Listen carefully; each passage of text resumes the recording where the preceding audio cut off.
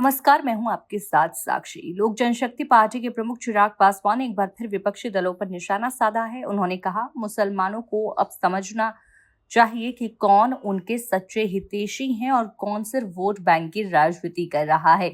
चिराग पासवान ने 2005 की उस घटना का जिक्र किया जब उनके पिता रामविलास पासवान ने कहा था कि एक मुसलमान को मुख्यमंत्री बनाया जाए, लेकिन ऐसा नहीं हुआ।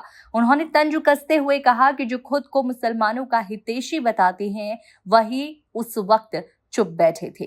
पहले देखिए ये वीडियो। मुसलमानों को समझना चाहिए, मुसलमानों को समझ जाना चाहिए कि क्या। अरे तो बिल्कुल मुसलमानों को समझना चाहिए ना भैया। कौन मुसलमानों की बात कर रहा है? ये वही राजद है ना। 2005 में मेरे पिता ने कहा था ना कि भाई एक मुसलमान को आप मुख्यमंत्री बना दीजिए। क्यों नहीं बनाए थे बताइए? अगर इतने ही मुसलमान के हितैषी बने फिरते हैं, क्यों नहीं उस वक्त एक मुसलमान मुख्यमंत्री बना दिए थे?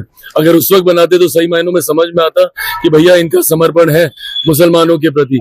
पर ये कहेंगे कुछ, करेंगे कुछ, इनकी कथनी करनी में फर्क है। मुसलमान इनके लिए सिर्फ वोट बैंक है। और जितनी जल्दी मुसलमान ये बात समझ जाए, भाई हम लोग कहने के लिए नहीं कहते, जितनी भी हम लोगों ने गरीब कल्याण की या जन कल्याण की योजनाएं बनाई हैं उसमें बिना भेदभाव के हम लोगों ने देश के हर एक व्यक्ति, भले वो किसी भी जाति समुदाय से, किसी भी धर्म से आता हो, उसके लिए हम लोगों ने ये योजनाएं बनाई हैं। पर ये लोग तो उसमें भी जात देखते हैं, उसमें भी धर्म देखते हैं। चिराग पासवान ने कहा कि उनकी पार्टी ने हमेशा योजनाएं हर धर्म और जाति से ऊपर उठकर बनाई हैं, लेकिन विपक्ष धर्म और समुदाय देखकर राजनीति करता है। उन्होंने मुसलमान से अपील की है कि अब वो पहचाने कौन उनके विकास की बात करता है और कौन सिर्फ चुनावों में उनका इस्तेमाल करता है। अब देखना होगा कि चिराग पासवान के इस बयान पर विपक्ष की क्या प्रतिक्रिया सामने आती है। हमें कमेंट सेक्शन में अपनी राय जरूर दीजिएगा।